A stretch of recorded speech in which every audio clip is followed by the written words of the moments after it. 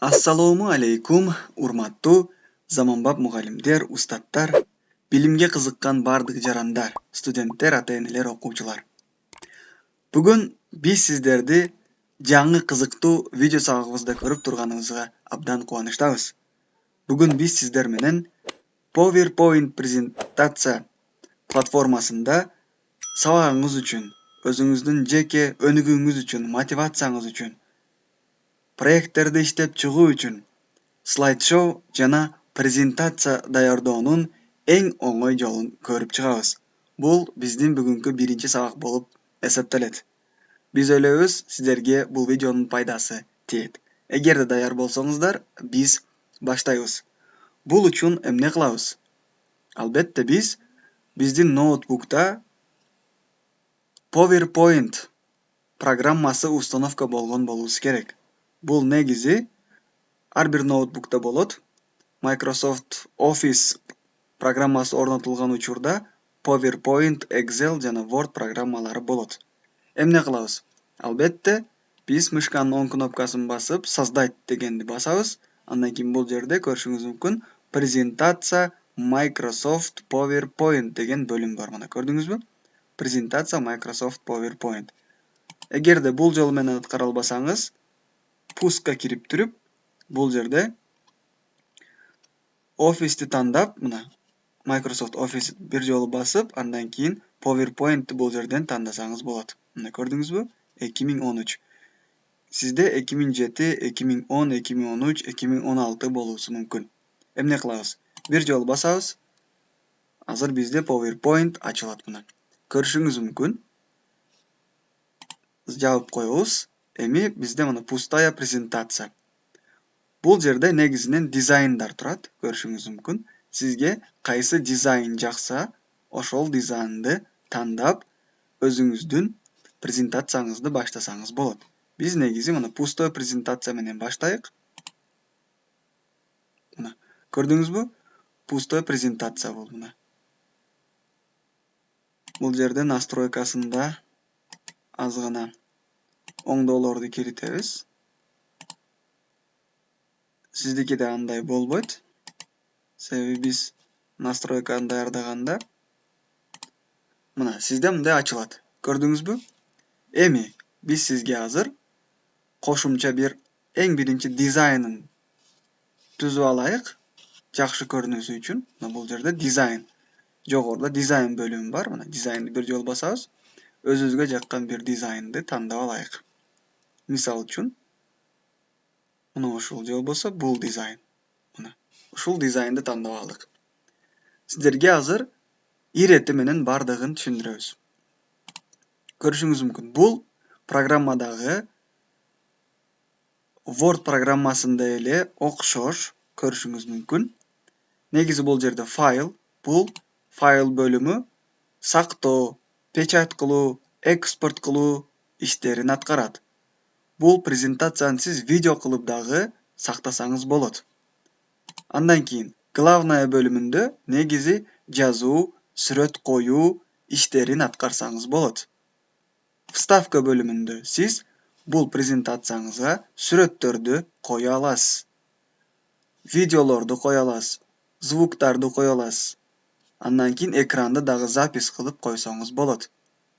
Бул жерде Word Art ар кандай жаңы форматтагы тамгалар менен дагы алфавит менен жазсаңыз болот. Андан кийин дизайн бөлүмүндө сизге кайсы дизайн жакса, ошол дизайнды тандап, өзүңүз аткарсаңыз болот. Мисал үчүн мына көрдүңүзбү? Бул дизайнды тандасаңыз, анын жанында мына түстөрү оңдолгон түрдө дизайндар бар. Көрдүңүзбү? Мына, мисалы ушул дизайнды тандап койдук. Переходы бөлүмү бул ар бир слайд ирети менен өтүүсү үчүн, мисал үчүн, жаңы ыкмалар менен өтөт. Мисал мына көрүшүңүз мүмкүн. Көрдүңүзбү? Бул сиздин өзүңүздүн дизайнга байланыштуу. Кандай өтүүсүн каалайсыз презентацияларды? Мына көрүшүңүз мүмкүн.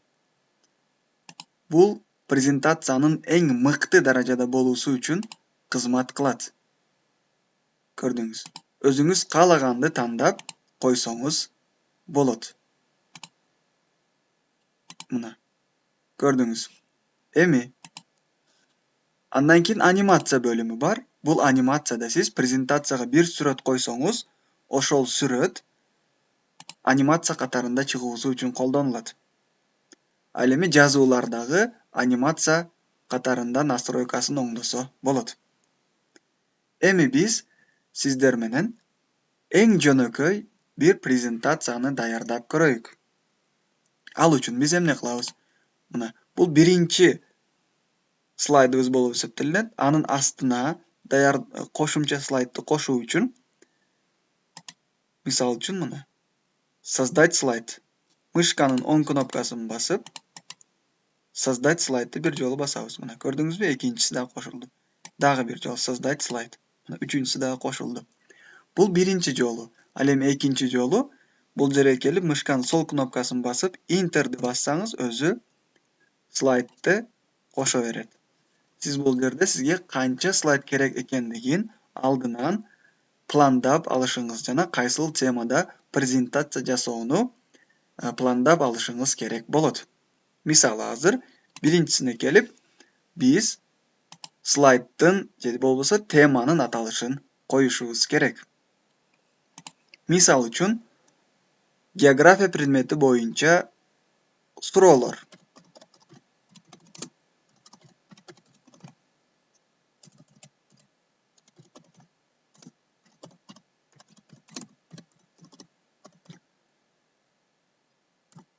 Мисалы үчүн мына көрдүңүз, география предмети боюнча суроолор. Эми бул бөлүмдө муну жылдырсаңыз да болот. Көрдүңүзбү? Андан кийин Word форматында эле главныйга кирип, түстү өзгөртүү мүмкүн, шрифтти өзгөртүү мүмкүн. Бул сиздин өзүңүздүн дизайнга байланыштуу. Ал эми бул жерге ойлонуп жооп бериңиз.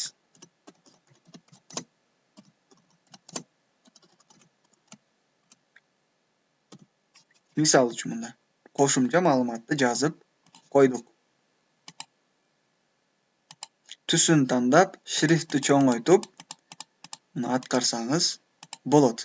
Эми муну дагы каалаган жерге көчүрүп койсоңуз болот. Мына биринчи презентация, биринчи слайд.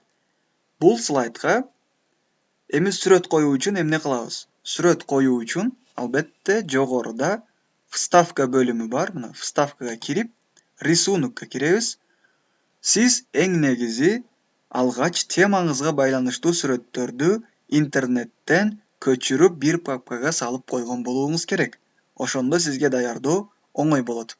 Рисункини басып, биз бир сүрөттү азыр тандайбыз. Ошол сүрөт аркылуу кийин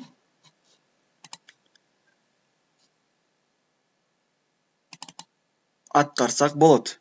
Мисалы үчүн суроолор дегенде суроо белгисин дагы коюп койсок болот. Мына даяр болду. Көрдүңүзбү? Эми ушул сүрөттү биз анимация катарында дагы чыгарсак болот. Бул үчүн сүрөткө бир жолу басып, анимацияга киребиз жана сүрөт бизге кандай болуп чыксын. Масштабирование, мисалы үчүн мына вращение, айлансын. Мына көрдүңүзбү? Ар кандай бул сүрөткө байланыштуу. Ал эми анимацияны жазылган сөзгө, сүйлөмгө дагы аткарса болот. Мисалы үчүн мына көрдүңүз. Бул сөздү дагы панорама мисалы үчүн. Появление мисалы үчүн. Бул сиздин өзүңүздүн дизайнга байланыштуу. Көрүшүңүз мүмкүн мына. Биринчи слайд ушундай болуп даяр болду. Эми экинчи слайдты даярдайбыз. Экинчи слайдка мисалы биринчи суроо деп жазабыз. Жана шрифтин өзгөртөбүз кааласак, буга түс коебуз. Жирный кылабыз. Биринчи суроону бул жерге жазабыз. Суроо. Австралия мамлекетинин борбору.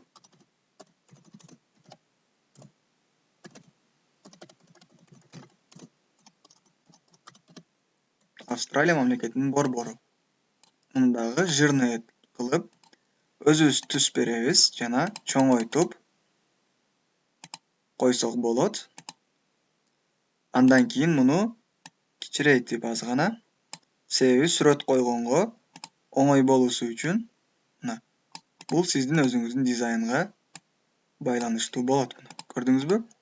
Сүрөт да койсок болот, жазуу да жазылды. Мына чоңойтабыз. Эми бир сүрөт коелук.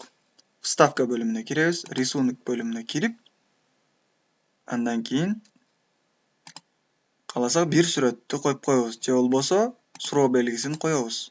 Мына коюлду.